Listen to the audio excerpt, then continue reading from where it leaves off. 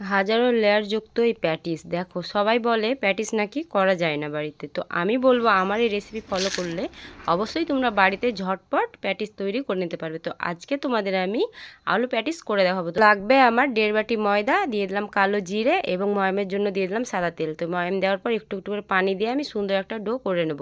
তো এখানে আমি একবারে পানি দিইনি, একটু একটু করে পানি দিয়ে কিন্তু খুব সুন্দর ডো করে নিয়েছি। এবার এরপর একটু তেল দিয়ে আমি সাইডে এটাকে রেখে দেবো। এবার আমি একটা কর্নফ্লাওয়ারের গুঁড়া করে নেব। তো এখানে আমি একটু কর্নফ্লাওয়ার দিয়েছি এবং একটু তেল দিয়ে ভালো করে একটা মিশ্রণ তৈরি করে নিয়েছি। এবারে কড়ার মধ্যে দিয়ে দিলাম তেল, তেলের মধ্যে দিয়ে দিলাম কাঁচা লঙ্কা ও পেঁয়াজ কুচি। এবারে দিয়ে দিলাম আদা রসুন বাটা, শুকনো লঙ্কার গুঁড়ো, একটু হলুদের গুঁড়ো এবং দিয়েছি জিরে গুঁড়ো এবং একটু চাট মশলা। এবার আলু দিয়ে একটু ভালো করে এগুলোকে একটু কষিয়ে নিতে হবে। এবার উপর থেকে আমি দিয়ে দিলাম ধনেপাতা কুচি। এবারে ভালো করে আবারও নাড়াচাড়া করে এভাবে করে নামিয়ে নিয়েছি। এদিকে আমার আটাটাও খুব সুন্দরভাবে সফট হয়ে গেছে। এবার এর মধ্যে থেকে আমি 7টির মতো লেচি কেটে নেবো। তো এভাবে করে কেটে নিয়ে আমি এভাবে করে গোল গোল কিন্তু করে নিলাম। এই যে এভাবে করে করে নিয়েছি। এবার এটাকে সাইডে রেখে দিয়ে একটা প্রথমে রুটি বেলে নেব। এই যে দেখো আমি কিভাবে করে বেলছি। তো এভাবে করে আমি সবগুলো কিন্তু রুটি করে নিয়েছি। এবারে এর মধ্যে আমি কর্নফ্লাওয়ারের মিশ্রণটা দিয়ে ভালো করে আমি এই যে মাখিয়ে নিচ্ছি। এবার আবারও উপরে কর্নফ্লাওয়ার দিয়ে আমি 7টি রুটি এই একই প্রসেসেই কিন্তু দিয়ে দিয়েছি।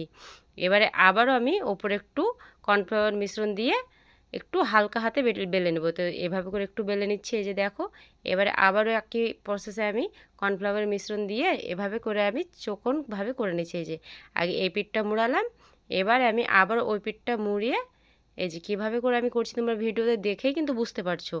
আমি বারবার কিন্তু কর্নফ্লাওয়ার ও তেলের মিশ্রণ দিয়ে কিন্তু এভাবে করে করে নিচ্ছি। এবারে আমি এই যে চারকোনা করে ফোল্ড করে নিয়েছি। এবারে একটা বেলুনের সাহায্যে ভালো করে কিন্তু এটাকে বড় করে বেলে নিতে হবে। এই যে দেখো আমি কিন্তু একটু মোটা করে বেলে নিয়েছি।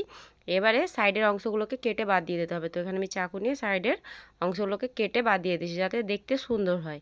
এই যেভাবে করে আমি 4 সাইড কিন্তু কেটে ফেলে দিলাম।